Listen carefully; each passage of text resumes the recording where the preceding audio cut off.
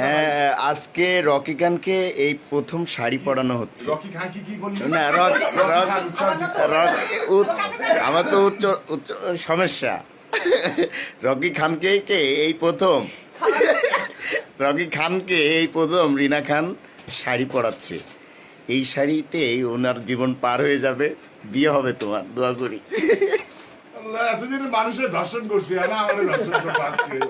এটা বাবুর কারসাজি সব। বাবু কোন বাবু? বাবু তোমাকে কেউ শাড়ি পরাতে পারছে? তুমি কার সেটে শাড়ি পরতেছো? তুমি প্রথম কার? বাবু কোচিটা ঠিক মতো দিও।